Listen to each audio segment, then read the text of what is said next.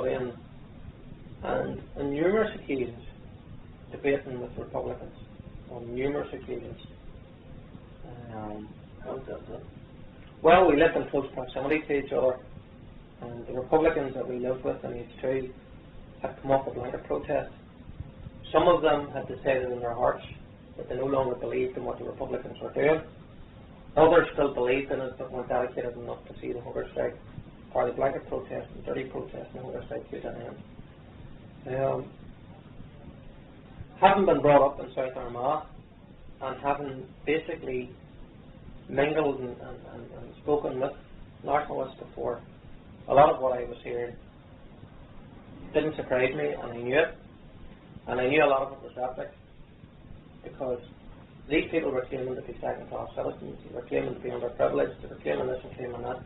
I've been brought up in an area where both the Unionists and Nationalists lived alongside each other. Neither side basically were treated any worse than the other. And there were wealthy Nationalists and poor Nationalists, and there were wealthy Unionists and poor Unionists. Some of it depended on what family you were born into. Some depended on how much ability you had and how hard you worked. Were you actually in the same room, like, or? Oh, at times you were, yeah. Basically, we shared a wine. They were conforming prisoners. We were conforming prisoners.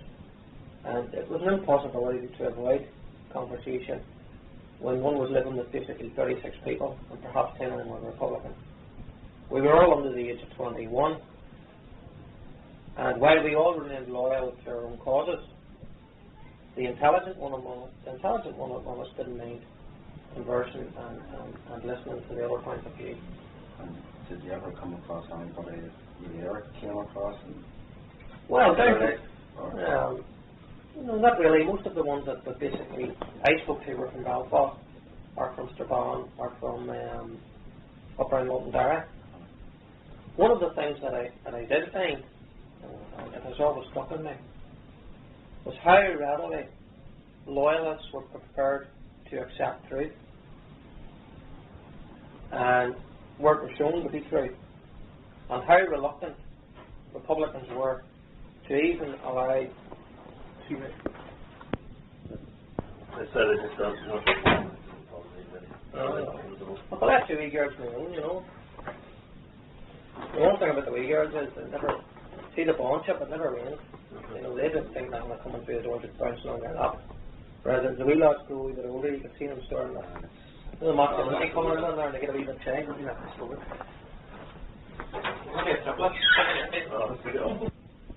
Yes. You know, when you're well, when I was in the white tees. You know, the white tees.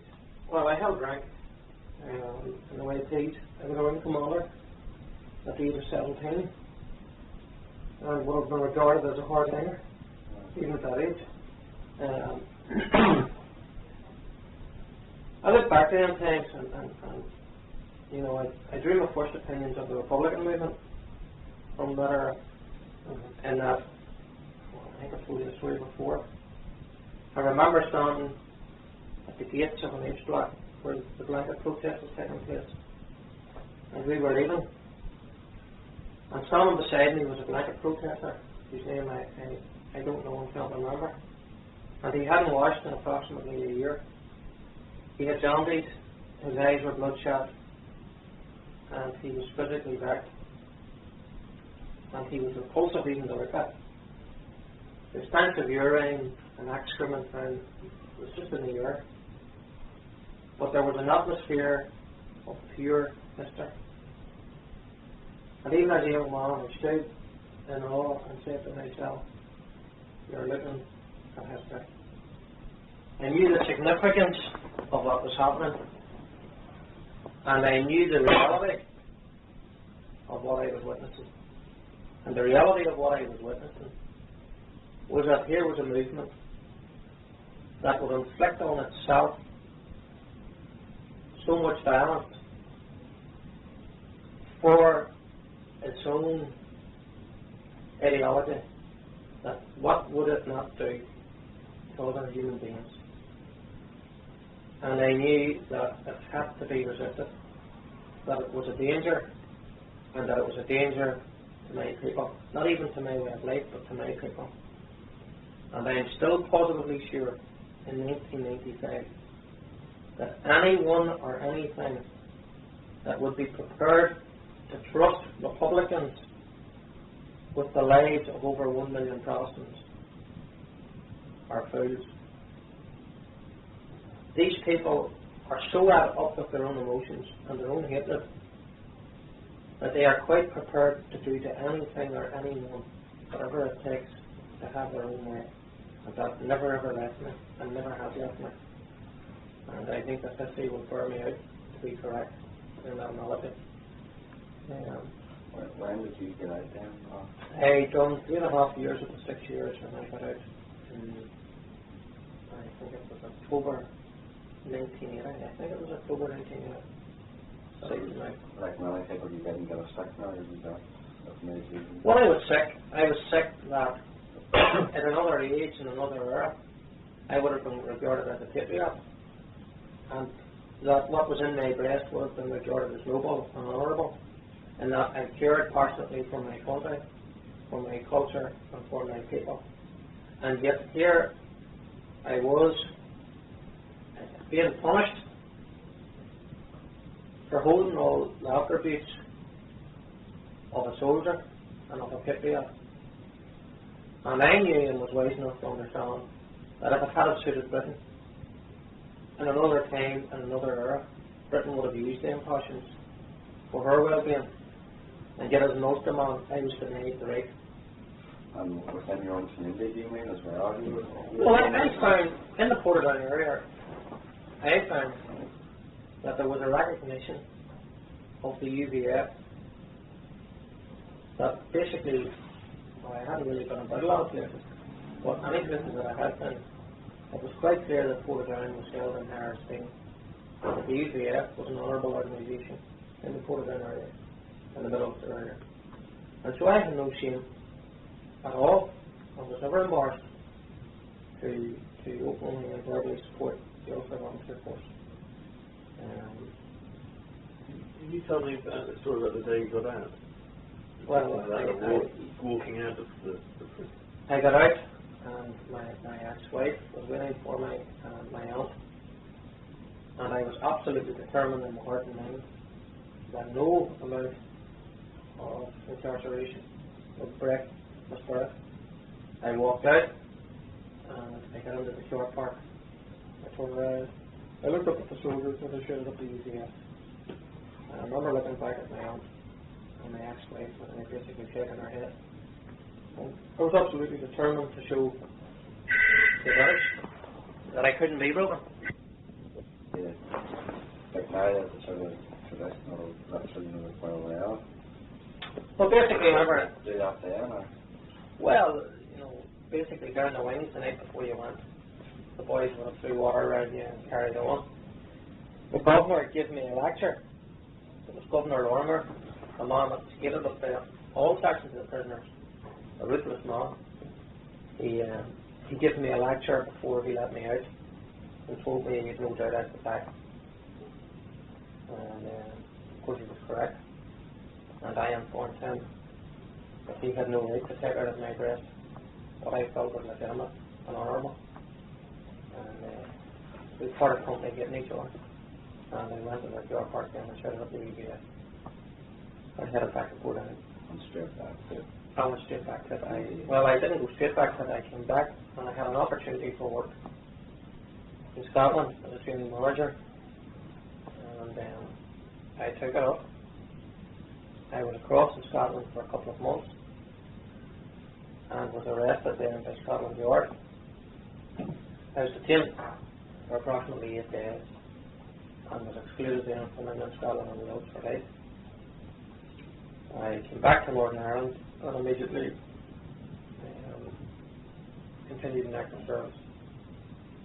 In December of 1980, I was remanded in custody on the word of Clifford McKeown, the first oil of Supergrass. Charged with murder, attempted murder, conspiring to murder, possession of explosives, membership of UVF, possession of firearms. I was detained on Cumberland Road in the maze for approximately 10 months. and then released at a PE when McCune refused to give any evidence. I was then rearrested approximately 2.5 months later. Apparently, members of the Middle Street of the Volunteer Force went on arms dumping in the South Armagh area, and while trying to acquire a weapon, were attacked by the cops. 3 of them were arrested, and 1 man escaped. I was accused of being that man, and I was then immediately remanded to custody again for approximately either 10 months or 14 months. I went to trial, and I was acquitted.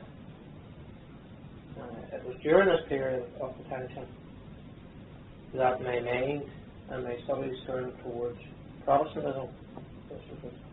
I decided to try and study Protestantism. Was that the man who escaped, was he injured? Or?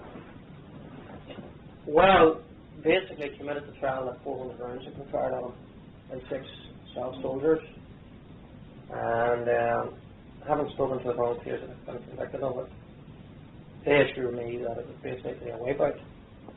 Had it not been for the fact that someone got away which could have witnessed it, and that the soldiers on the ground at that time believed that person to be Billy Wright, and that basically where they thought that Billy Wright was, they just basically emptied their rifles.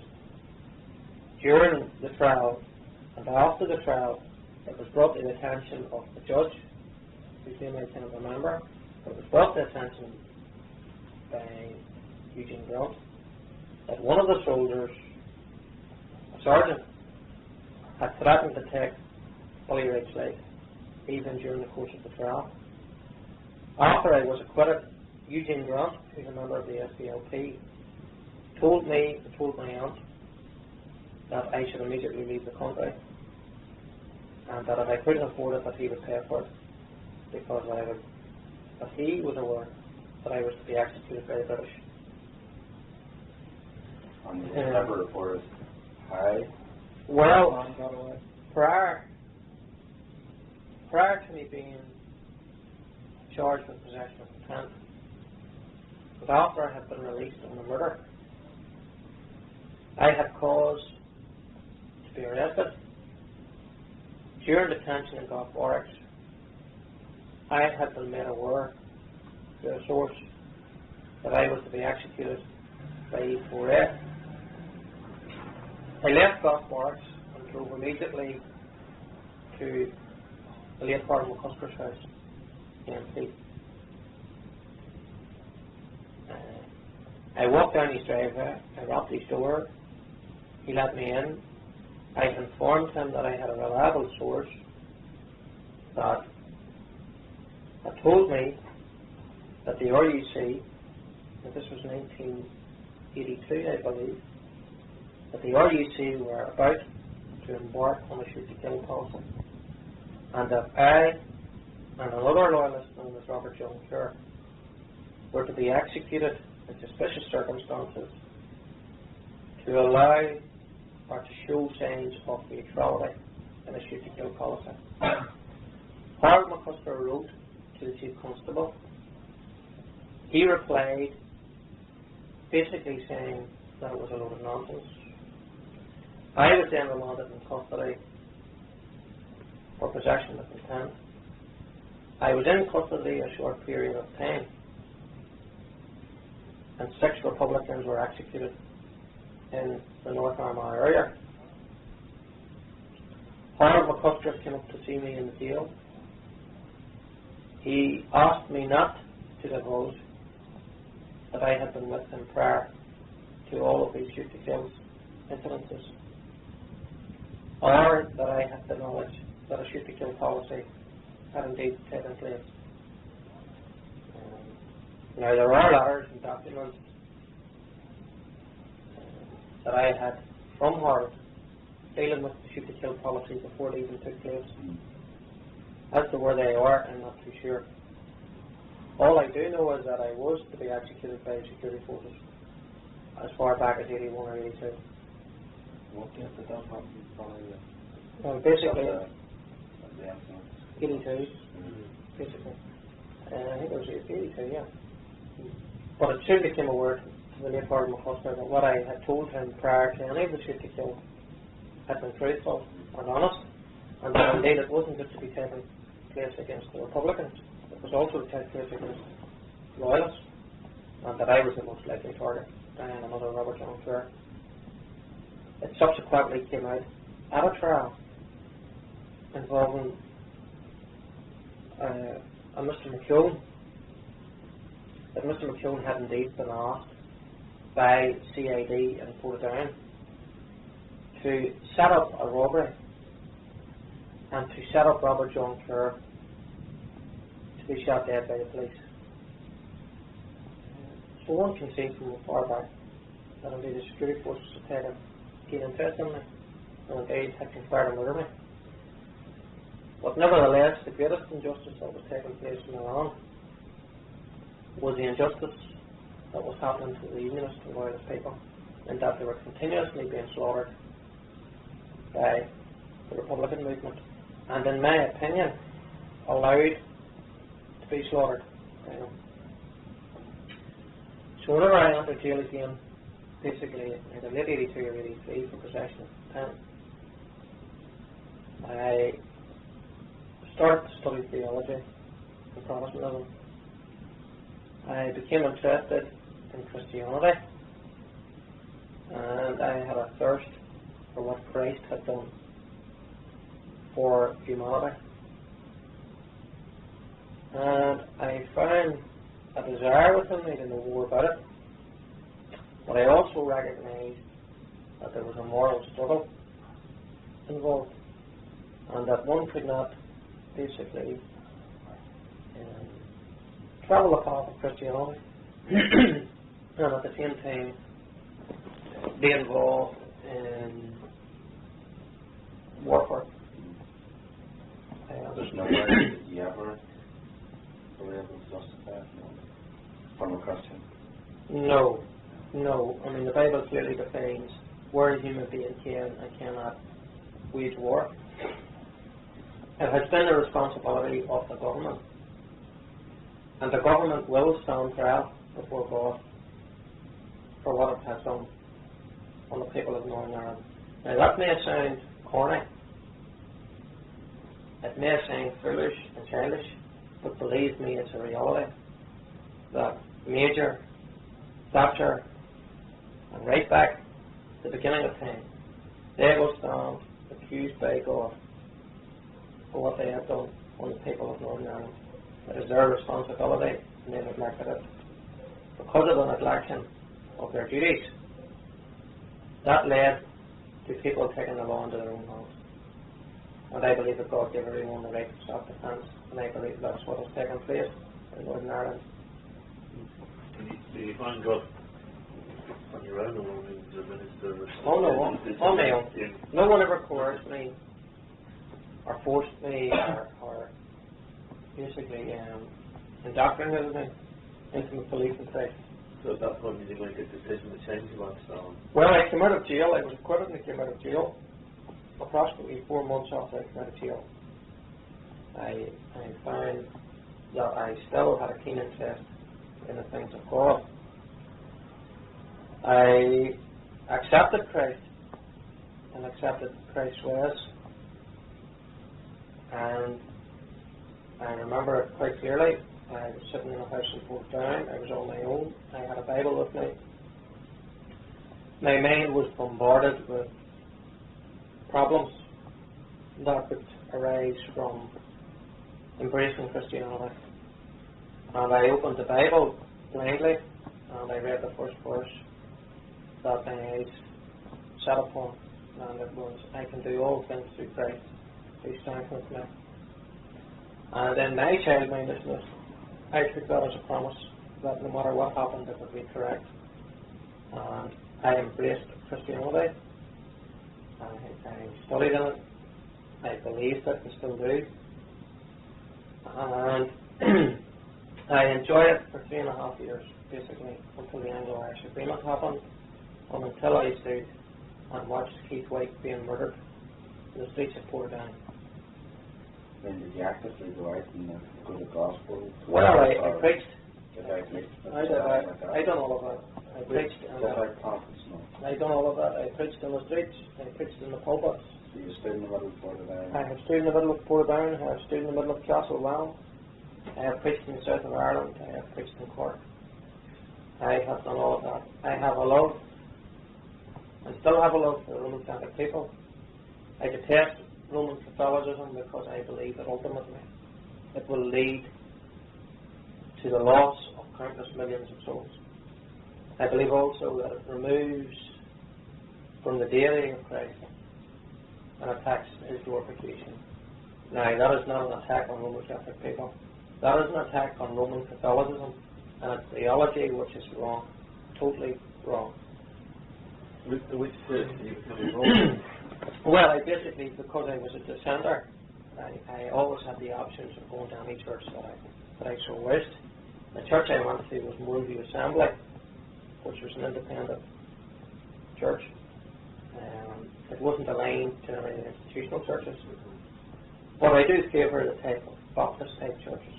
I think they have a balance that's reflective of human nature and of the need for the glorification of Christ. Would you admire Ian Paisley? Do I admire him fairly? I admire his spiritual life, in that he is, whether people choose to believe it or not, he is a spiritual giant. He is a man that has led countless thousands of people of all persuasions in the direction of Jesus Christ. But where there are wrongs and where there are rights to it means that if you believe in the gospel of salvation, and if you believe in the words of Jesus Christ alone, then it will bring you into conflict with institutions such as the Roman Catholic Church, and indeed maybe the Church of Ireland, and so on. I believe that Dr. Paisley has been misunderstood in spirit. I do disagree with his indulgence in politics. I believe that he would have done himself a great favour not to have involved himself in the things of the world. But it's not for Billy Wright to attack the integrity and honesty of a spiritual giant. But am I a Paisleyite? No. Am I a Free Presbyterian? No. Do I believe in Dr. Paisley's theology? No, I would differ in some things, but not the fundamental things. As a human being, he has spent 25 years of every single government, every single agency, every single newspaper attacking his honesty, his integrity, and not one of them has ever produced a shred of evidence that could castigate him or could show him to be dishonourable. And that's absolutely remarkable in this day and age.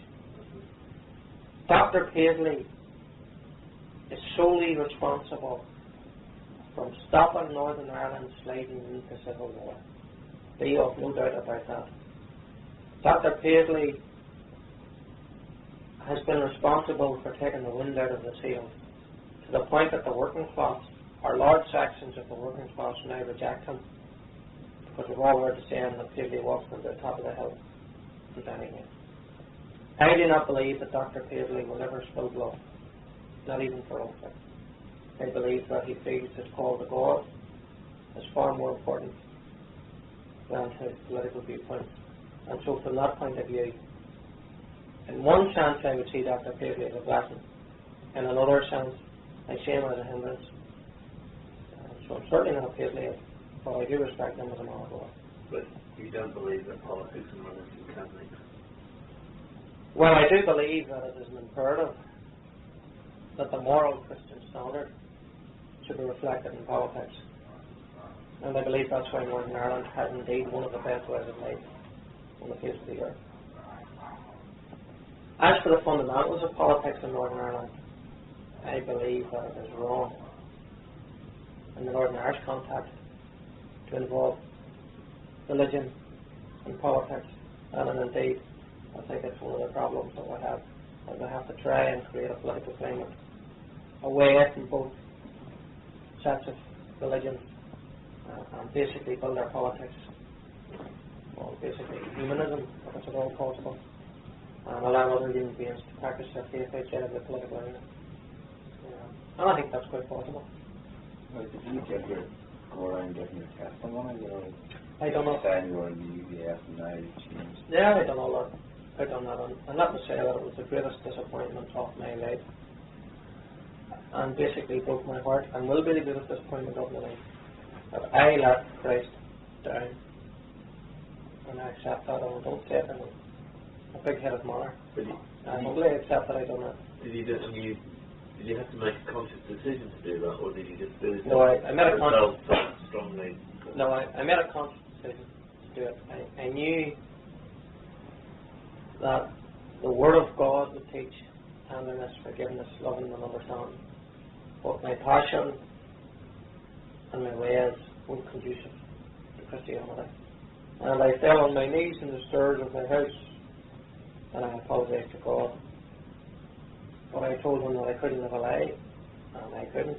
I just could not bring myself to say words that I did not mean and pretend that I felt things I didn't feel. I felt contempt for the British government, hatred for the IRA, and a longing for justice for the Northern Irish causes. And I still passionately feel the want of justice for our people. So was the heart overridden in the mind? In a sense it was, yes. The flesh had the better of the head. Do I regret it? Of course I do. As to what it has cost me, only eternity will tell. Only eternity will tell. But Christianity is a real thing. That has been my experience in life. I have to bow my head in shame and say that I have probably harmed Christianity. I accept that. I do accept that. But God's a graceful person. And, the scriptures teach us that there'll be people in heaven that shouldn't be there. There are people who go to hell that would surprise me. And I haven't given up hope. God can do all things. I believe that. Human beings don't believe it. When I go back to it, if there was a big bolt of lightning there or a big button I could press, I would do it in front of you. I would do it in front of you. I have done things in life that I regret. And I accept that I'm not going to do certain things. I regret that I'm me. I regret that I'm me. My life's full of contradictions in that I'm a backseat fella. I'm not equipped to be anything other than what I am. I'm not overly confident of anything. And yet I find myself in a limelight, and believe me, that I so wish I didn't have. And I mean that sincerely. I don't hold firmly to my chest, but a lot of orange men would hold. My belief in Christ, I would see as broad and understanding. And I do love human beings. I love human company and I love human beings. I have, and I promise you, on my children's life, I have any amount of Roman Catholic friends. And most of the ones that I have ever met, that have ever given me the opportunity to speak, I would regard as very close friends. And of course I have Roman Catholics that are members of my family, who I love dearly, I'm not sure. And some of them are nationalists. They've married into your family? They've married into my family, and I regard them flesh of my flesh. How do they see you? How do you know Well, one of them is a missionary, Jim, and I love him to bits. He's a quiet and offensive man. He's from Malmoy. He's from a Republican family. He's quiet and he's tender, but I wish I was as strong as him. He's a fine human being. He practices the Protestant faith, and for that he has suffered. He suffered greatly. And I mean, not just physically, but emotionally. He's bound to look at me and feel disdain, but he never shows it. Kieran lives in New York. He's from Tipperary. He's married to another sister. And he's just a fine, bubbly Irishman and makes no apologies for it. He has neither time nor place for the IRA. and the Jordan was scum. He understands why I am the way I am, but disagrees with values. And I love him to bits. He's a hell of a nice fella, and we agree to differ on what the future of Ireland should be. But a heck of a nice fella. And I wouldn't swap them for anyone else to be in our family. So I mean that sincerely. They're big blokes. You know, I'm immensely proud of Jim. But they're bound to feel the same. I will never show it. He did his work, his missionary work abroad. He's in Africa. Him and my sister. They've been in Africa now for a number of years. So what family do you have down in United Valley? Well, I have a sister. My father lives in Portadown. I have a sister that lives in Lisburn. She's an elder sister. I have a sister in London. She's a nurse. A sister in New York and a sister in Africa. And we all get on well. We're all adults now. They accept me for what I am. They don't all agree with me. Having said that, Angela, who's in New York, has been threatened twice, had to leave her work twice in New York. So she comes across it even across the far end of the world. By the Republicans? By Republicans. And she understands what makes me tick.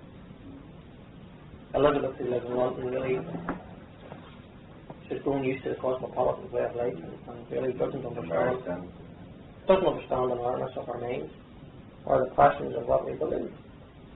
My sister lives in Lisburn and she would be a middle class here. A very religious type person, not a Christian but religious, and very, very, her moral high standard would be way above mine. She's a middle class girl with believes in respectability.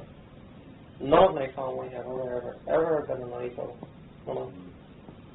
My father, he's getting on now. He's a pensioner. He's embittered at the state of Northern Ireland, the same as I was. Well, at the end of the day, he lived his life, and he lived most of his life as a Roman Catholic. And, you know, he's even known around the town here, basically, as a man that could go into any bar or speak with anyone. That's the way he is. But in his own way, he's proud of me. And you know, when you're right, and no matter what they inflict on you, and no matter how they try to persuade you that you're wrong, you can't change something when you're right. And I do genuinely believe that we are correct. I honestly think that the same dissolvement of a nation in 1995, a nation that isn't dishonourable or threatening, and a way of life that sounds surpassed in Europe. Now, why would anyone want to bring it about? The downfall of it about. And of course, you know, but at the end of the day, no, my father would say to me, no, I think you're right. So, when you turned away from God, I mean, the past decade, did you sort of see that some of that as progress? I mean, well, you know, what happened out here between 85 and... After 85 and 86, it became quite clear that the intentions of Britain. It became clear that the RUC were more than prepared to bring about the downfall of their own people. It created an alienation within the Middle East area and an anger that I have never seen anything like it. It also became quite clear that the only way forward was armed resistance. I remember it well. I drove to the Shannon Road, and the first house I drove to was John Bingham's. And John was in Castlereagh.